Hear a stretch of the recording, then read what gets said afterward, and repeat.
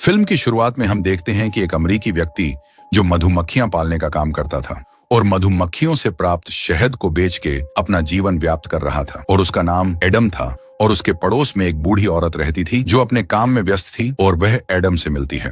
और एडम उस औरत को कहता है कि मैंने आपके फार्म से मधुमक्खियों के छत्ते निकाल लिए हैं और उनसे मैं शहद निकालूंगा। और हाँ, फार्म पर अब बहुत सारी मधुमक्खियां आने वाली हैं, इसलिए मैंने फार्म पर मशीनें लगा दी हैं। और वो बूढ़ी औरत कहती है कि बेटा, तुम्हारी मदद के लिए बहुत बहुत धन्यवाद। और एडम उसे कहता है कि ठीक है, मैं शाम को आपके घर पर शहद देने आऊंगा। और उस औरत को कहता है कि आप दान करने का जो काम करते हो वो बहुत अच्छा है।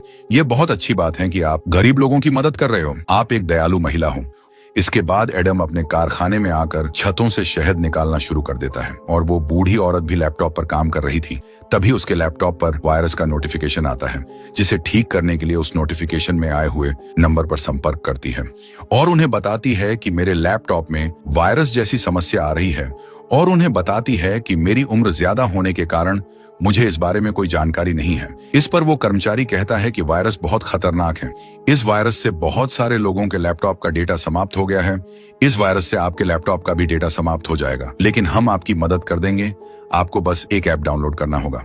और जैसे ही उस बूढ़ी औरत ने वो ऐप डाउनलोड किया तो उस कर्मचारी ने उसके लैपटॉप के पूरे सिस्टम को हैक कर लिया। इसके बाद वह और बाकी कर्मचारी देखते हैं कि उस बूढ़ी औरत के खाते में $20,000 पड़े हैं, और अब वह कर्मचारी उस बूढ़ी औरत के खाते में $50,000 भेज देते हैं। और फिर उस औरत को कहता कि मैडम, गलती से हमारा पैसा आपके खाते में आ गए हैं, तो कृपया वो पैसे वापस भेज दीजिए, क्योंकि इन पैसों की हमें बहुत जरूरत है। और बूढ़ी औरत ने अपने खाते को चेक किया तो वास्तव में उसके खाते में $50,000 आए हुए थे। और जैसे ही पैसे वापस भेजने के लिए पासवर्ड डाला तो उस ऐप के कारण उसका पूरा सिस्टम हैक हो गया और उसका लैपटॉप भी बंद हो जाता है। जबकि उधर कर्मचारी और उसकी पूरी टीम खुश हो जाती है, क्योंकि उन्होंने बूढ़ी औरत के $20,000 चुरा लिए थे। जब उस बूढ़ी औरत का लैपटॉप वापस ऑन हुआ तो उसे पता चलता है कि उसके साथ स्कैम हुआ है और उसने खाते में $1 भी नहीं बचा है, जिसकी वजह से वो बहुत ज्यादा दुखी होती है। और उसी समय बैंक से भी मैसेज आता है कि आपके साथ फ्रॉड हो चुका है। और शाम को एडम शहद लेकर बूढ़ी औरत के घर पर पहुंचता है और उसे वहां कुछ गड़बड़ लगती है। और जैसे ही वो आगे बढ़ने लगा, जहां बूढ़ी औरत की बेटी एम्मा ने उसे पकड़ लिया, जो स्वयं एक पुलिस अधिकारी थी। और अब उन दोनों को पता चलता है कि उस बूढ़ी औरत की मृत्यु हो चुकी है, जिस कारण एम्मा बहुत दुखी होती है। लेकिन एम्मा को एडम पर शक हुआ कि इसने ही मेरी मां को मार दिया है। लेकिन जब वह घर से बाहर आई तो उसके साथी ने बताया कि एडम एक अच्छा व्यक्ति है और उसे समझाते हैं कि उसने तुम्हारी मां को नहीं मारा होगा, उसने खुद को खत्म कर लिया होगा। फिर एम्मा कहती है कि मेरी मां हमेशा दूसरों की मदद करती थी, वह खुद को खत्म नहीं कर सकती। मेरी मां को एडम ने ही मारा है, क्योंकि मैंने उसके हाथ में चाकू भी देखा था। फिर वह एडम के पास आकर पूछती है कि तुम मेरी मां के घर पर क्यों आए थे? और वो कहता है कि मैं तो शहद देने के लिए आया था, क्योंकि मैं एक मधुमक्खी पालक हूँ। और एम्मा फार्म पर जाकर देखती है तो उसे वहां मधुमक्खियों की मशीनें पड़ी देखती हैं। और जब उसने वापस आकर लैपटॉप को चेक करती है तो उसे पता चलता कि उसकी मां के खाते से पैसे गायब थे, जिससे वो समझ गई कि एडम निर्दोष है। इसलिए वो अगले दिन जाकर एडम से माफी मांगती है। फिर एम्मा उसे अपने साथ घर लेकर आती है और उसे पूछती है कि क्या मां ने तुम्हें बताया कि उसके साथ पैसों का स्कैम हुआ था? वो पैसे दान के थे जो मेरी मां ने पैसे जोड़कर इकट्ठे किए थे। और एम्मा कहती हैं कि मेरी टीम को पता चला है कि कोई ओमा नामक कंपनी ने उनके साथ स्कैम किया है, और उस तरह की और भी कंपनियां हैं जो लोगों के साथ स्कैम करते हैं और उनके पैसे चुरा लेते हैं। और ये सभी कंपनियां ऑनलाइन स्कैम करती हैं। एडम कहता है कि नहीं, आपकी मां ने इस बारे में मुझे कुछ नहीं बताया, लेकिन आपकी मां बहुत अच्छी महिला थी। उनकी वजह से बहुत सारे गरीब लोग अपनी जिंदगी जी रहे थे। और फिर वह किसी को कॉल करके इस स्कैम के बारे में सब कुछ बताता है और उस कंपनी के बारे में पता लगाने की कोशिश करता है। और फिर उधर सामने से सर्विस अधिकारी उस ओमा कंपनी का पता बताते हैं। इसलिए अगले दिन एडम उस कंपनी की बिल्डिंग में पहुंचता है और वहां मौजूद सिक्योरिटी उसे रोक देते हैं और उसे अंदर नहीं जाने देते हैं। और वो उन्हें पीट कर कंपनी में उस जगह पर पहुंच जाता है जहां पर पूरी टीम बैठी हुई थी। और अभी वो लोगों के साथ स्कैम ही कर रहे थे। और एडम वहां पेट्रोल को रख के सबको कहता कि मेरी बात सुनो, लेकिन कोई भी उसकी बात पर ध्यान नहीं देता है। जिस पर वह एक आदमी को पकड़ता है और उसे बहुत बुरी तरीके से मारता है और सबको कहता है कि भविष्य में तुम इस जगह पर कभी नहीं आओगे और न ही लोगों के साथ कभी स्कैम करोगे। और सभी लोग डरे हुए थे, जिसे वो एडम की बातें मानने के लिए हाँ करते हैं। और फिर एडम उस जगह पर पेट्रोल छिड़कना शुरू कर देता है और तभी वो कर्मचारी अपने गुंडों के साथ वहां आ जाता है जिसने उस बूढ़ी औरत के साथ स्कैम किया था। और एडम सभी को मारना शुरू कर देता है और फिर वो सभी जगह पर बम रख देता है और उस कर्मचारी को कहता है कि थोड़ी बहुत शर्म करो, क्योंकि तुम सभी निर्दोष लोगों के साथ स्कैम करते हो, लेकिन आज के बाद यहाँ ऐसा कुछ नहीं होगा। ये कहकर वो यहाँ से जाने लगता है, जिसके बाद वो कर्मचारी भी वहां से भागने लगता है और उसके जाते ही उस कंपनी में बम फटने लगते हैं। पूरी इमारत विस्फोटों की वजह से उड़ गई, जिसका मतलब था कि ये कंपनी अब नष्ट हो गई। और वो कर्मचारी अपने लीडर मैट को कॉल करके इस पूरी घटना के बारे में बताता है, जो इस कंपनी का एजेंट था। और इस पर वो मैट कहता है कि आखिर उसने हमारी कंपनी को क्यों नष्ट कर दिया। इस पर वो कर्मचारी बताता है कि वो बहुत खतरनाक आदमी था, मुझे लगता कि शायद हमने उसके साथ स्कैम किया, जिसका बदला लेने के लिए आया होगा। जिस पर मैट कहता है कि हम तो सिर्फ बूढ़े लोगों को ठगते हैं, ये तो एक जवान आदमी था। और मैट कहता है कि वो तो अकेला था, जबकि हमारे पास इतनी बड़ी टीम थी, उन सब का क्या हुआ। तो वो कर्मचारी कहता है कि उस बम विस्फोट में सभी मारे गए। और मैट अपने सुरक्षा कर्मियों के लीडर को जाकर उस घटना के बारे में सब कुछ बताता है। और मैट उसे कहता है कि मुझे कुछ गुंडे चाहिए, जिस पर वो आदमी कहता है कि तुम्हें गुंडे मिल जाएंगे। इसके बाद मैट उस कर्मचारी को कॉल करके कहता कि तुम उस आदमी का पता करो, मैं अपने गुंडे भेज रहा हूँ। और उस कर्मचारी को तो पता चल जाता है कि स्कैम के कारण ही एडम ने हमारे साथ ऐसा किया था। इसलिए वो उस बूढ़ी औरत के फार्म पर पहुंचते हैं और एडम को फार्म पर काम करते हुए भी देखते हैं और फार्म पर लगी मशीनों को नष्ट कर देते हैं। और फिर वह एडम के कारखाने पर पहुंचते हैं। वहां पहुंचते ही एडम ने उन लोगों को बुरी तरीके से पीटता है और फिर एडम ने उस कर्मचारी को पकड़कर उसकी अंगुलियों को काट देता है। और कुछ समय बाद एम्मा यहां पहुंचती है और देखती है कि एडम का कारखाना विस्फोट की वजह से नष्ट हो जाता है और एडम अपने साथ उस कर्मचारी को लेकर वहां से निकल जाता है। एडम उसे एक पुल के पास ले जाता है, जहां वह अपने मुखिया मैट को कॉल करता है और इस पूरी घटना की जानकारी उसे देता है। और एडम उस कर्मचारी को रस्सी से बांध देता है। इसके बाद कार सहित उसे समुद्र में फेंक देता है। और अब एडम उस मैट से बात करता है और उसे कहता है कि तुम जो भी हो, मैं तुम्हें ढूंढ लूंगा और तुझे समाप्त कर दूंगा। तो इस पर मैट जवाब देता है कि तुम मेरे बारे में अच्छी तरीके से जानते नहीं हो कि मैं कौन हूँ। और एडम कहता है कि बहुत जल्द ये भी जान जाऊंगा और फोन कट कर देता है और यहाँ से चला जाता है। और उधर गार्डों का मुखिया मैट को कहता है कि तुम कह रहे हो कि उसने बिना हथियार के हमारे लोगों को उसने मार डाला। इस पर मैट कहता है कि हाँ, उसने बिना हथियार सबको मार दिया। तब गार्ड का मुखिया कहता है कि मैं कई सालों से FBI में काम किया है और इस प्रकार के आदमी के बारे में केवल फिल्मों में ही सुना था, और अगर ऐसा है तो वास्तव में वो आदमी बहुत खतरनाक है। तो मैट कहता है कि हाँ, वो खतरनाक आदमी है और अब आपको मेरी रक्षा करनी होगी। और मैट उसे कहता है तुम्हें जैसा लगे वैसा करो, आपके हिसाब से हर जगह सुरक्षा को बढ़वा दो। गार्ड का मुखिया कहता है हाँ, ऐसा ही करना होगा, लेकिन तुम्हारी माँ को इस बारे में बताना होगा। और उसे कहता है कि तुम्हें गलत काम थोड़े कम कर देने चाहिए। तो इस पर मैट गुस्से में कहता है कि वो मैं मेरे हिसाब से देख लूंगा, आप अपना काम करें। और वहां से दूर जाकर मैट की माँ को फोन करता है, जिस पर उसकी माँ कहती है कि तुम्हें मैंने अपने बेटे की रक्षा के लिए रखा है और उसकी छोटी मोटी गलतियों का तुम खुद ध्यान रखो।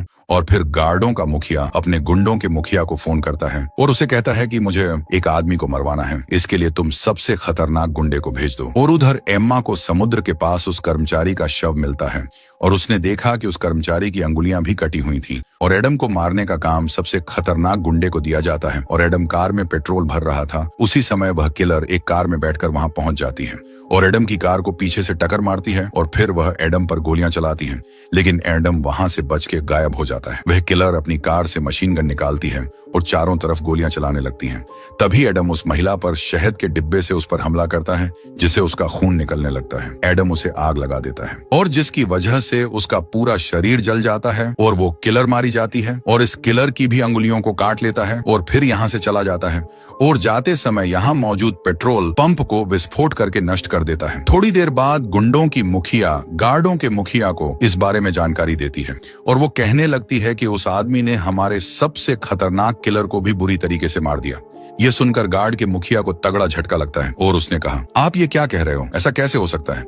फिर वह कहती हैं कि इस बारे में अब मुझे कुछ नहीं पता, अब आप खुद ही उसे संभाल लो। उधर एम्मा अपने साथियों के साथ पेट्रोल पंप की छानबीन करने आती है जो पूरी तरीके से नष्ट हो चुका था। एम्मा उसे कहती है कि कोई ऐसे ही खुले में हथियार लेके कैसे घूम सकता है, इसके बारे में हमें अपने से सीनियर अधिकारी से बात करनी होगी। उधर गार्डों का मुखिया अपने साथ बहुत सारे गुंडों को बुलाता है ताकि वह एडम को मार सके। गार्ड का मुखिया उन गुंडों को समझाता है कि अब की बार हमारा दुश्मन एक मधुमक्खी पालक है जो बड़ा खतरनाक है, उसे कैसे ही करके अब की बार खत्म करना होगा। एडम एक कारखाने में पहुंचता है और वहां पर उन कटी हुई अंगुलियों की मदद से दरवाजा खोलने का प्रयास करता है और उसने पहले ही इस बारे में सोच लिया था कि इस अंगुलियों का उपयोग कहाँ करना है। और वो अंदर पहुंचकर ओमा कंपनी के बारे में जानकारी प्राप्त करता है और इस ओमा कंपनी से जुड़ी हुई अन्य कंपनियों के बारे में भी जानकारी प्राप्त करता है। और पूरी जानकारी लेने के बाद वो यहाँ से चला जाता है।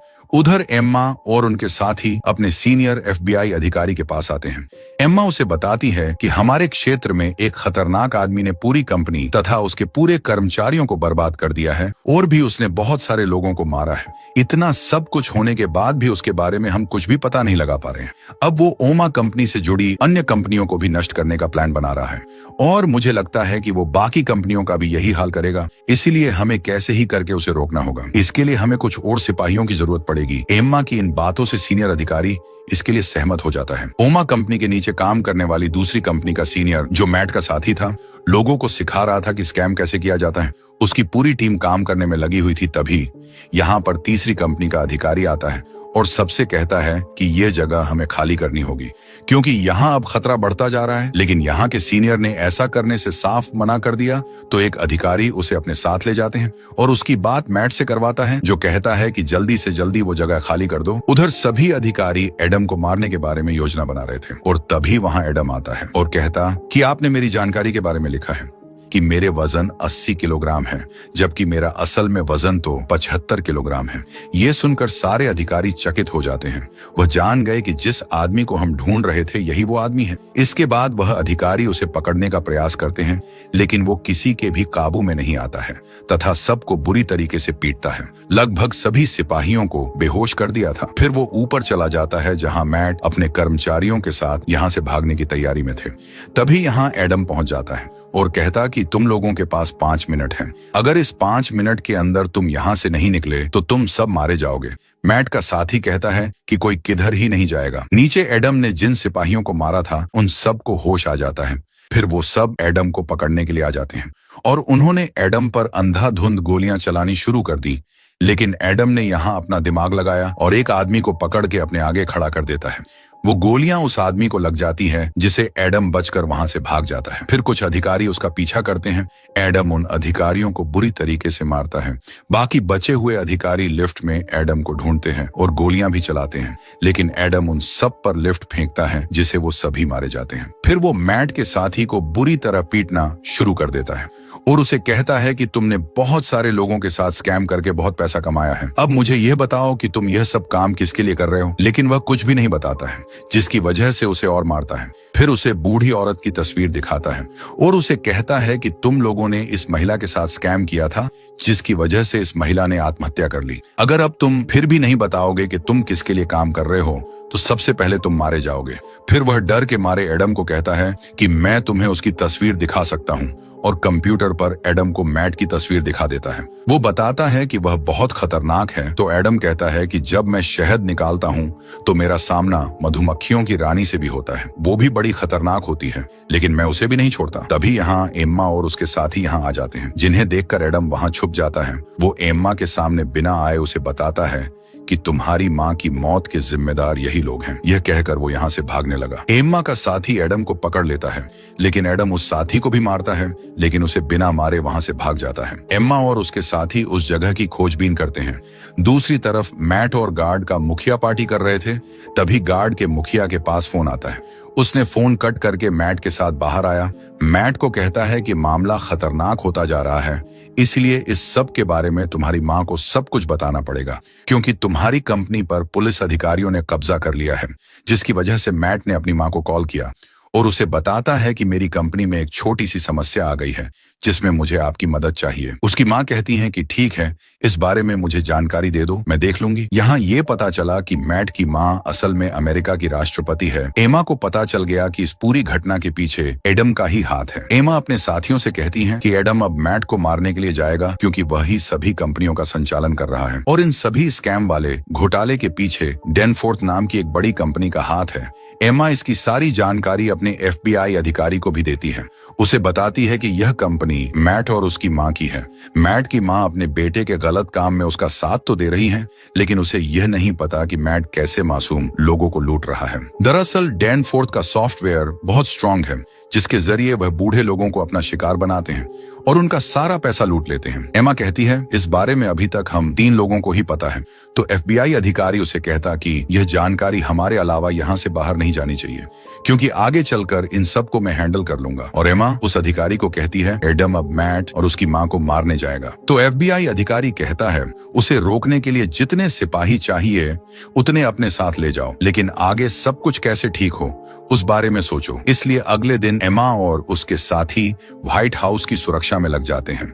व्हाइट हाउस के गार्ड ने एक और खतरनाक किलर को बुला रखा था, जो गार्ड के मुखिया को कहता कि मेरे रहते हुए आपको डरने की जरूरत नहीं है। कुछ समय बाद मैट की माँ भी पहुंच जाती है, जो गार्ड के मुखिया से मिलती है, और वहां मौजूद सिपाही ने गाड़ियों को चेक करके ही अंदर जाने दे रहे थे।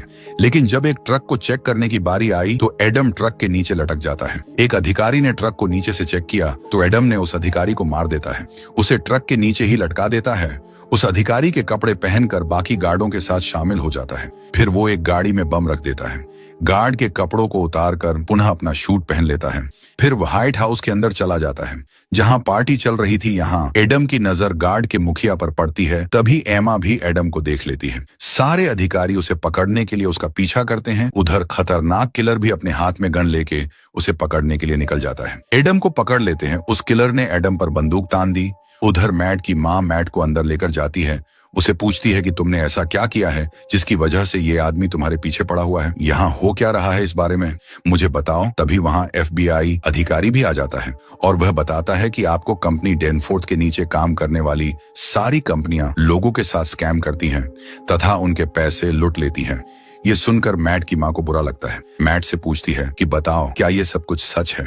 क्या ये वो लुटे हुए पैसे ही जो तुम मुझे हर महीने भेजा करता था? इस पर मैट कहता है कि हाँ, यही सच है कि वो पैसे स्कैम से कमाए हुए थे। ये स्कैम करने वाली सभी कंपनियां अपनी डैनफोर्थ कंपनी के नीचे ही काम करती हैं, जिनको मैं ही हैंडल करता हूँ। उधर एडम ने जो कार में बम लगाया था उसे फोड़ देता है। बचे हुए लोगों को मार के व्हाइट हाउस के अंदर चला जाता है। मैट अपनी माँ से कहता है कि आप हर महीने इतने पैसे मांगती थी, तो वो मैं कहां से लाता, इसलिए मैंने ये स्कैम जैसे काम आपके लिए ही किए हैं। और ये सुनकर उसकी माँ उसे कहती है कि ये सब तूने बहुत गलत किया है। मुझे देश ने इसलिए राष्ट्रपति बनाया था ताकि मैं देश के लिए अच्छा काम करूं, इसलिए नहीं कि तुम गलत काम करो और लोगों के साथ घोटाले करो। और अब हम जितने लोगों के साथ स्कैम किया उनके पैसे वापस लौटा देंगे और उनसे माफी मांग लेंगे और पैसे वापस लौटाने का काम तुम ही करोगे। इसके बाद देश मुझे जो सजा देगा उसके लिए मैं तैयार हूँ। इस पर मैट कहता है कि मैं ऐसा कभी नहीं करूंगा। उधर एडम लोगों को मारते हुए आगे बढ़ रहा था और तभी वहां वो खतरनाक किलर आ गया, जो एडम को पकड़ लेता है और एडम को खूब पीटता है। पर एडम भी तो किसी से कम नहीं था। अब एडम पलटकर उस किलर पर हमला करता है, उसे बुरी तरह से मारता है, जिसके कारण उसकी मौत हो जाती है। आगे बढ़कर मैन ऑफिस को खोलता है। तभी गार्ड का मुखिया आकर उसे ऐसा नहीं करने के लिए कहता है। उसे समझाता है कि तुम्हारी जान को भी खतरा हो सकता है। एडम उसे कहता है कि मुझे मौत का डर नहीं लगता है और मुझे तो मौत से प्यार है, तुम्हें भी मौत से प्यार करना चाहिए। और एडम उसके हाथ को तोड़ देता है और अंदर मैट काफी घबराया हुआ था। मैट ने गार्ड के मुखिया को गोली मार देता है। एडम भी एक विस्फोट करके ऑफिस के अंदर पहुंच जाता है और जहां मैट अपनी जान बचाने के लिए अपनी मां को आगे कर देता है और उस पर बंदूक तान देता है। तभी यहाँ एमा और उसके साथी भी यहाँ पहुंच जाते हैं। एडम ने सही निशाना लगा के मैट के सिर पर गोली मार दी। ये करने के बाद वो खिड़की से कूद जाता है। एमा ने उसे देख लिया, उस पर बंदूक तान दी और एडम ने भी उसे देख लिया, लेकिन फिर अपनी बंदूक नीचे कर लेती है। एडम यहाँ से भाग जाता है। एडम समुन्दर के पास आकर अपना स्विमिंग सूट पहनता है। तभी उसका पीछा करते हुए कुछ अधिकारी भी वहां पहुंच जाते हैं और एडम समुद्र में डुबकी मार लेता है, फिर यहाँ से भाग जाता है। और इसी सस्पेंस के साथ ये मूवी समाप्त होती है।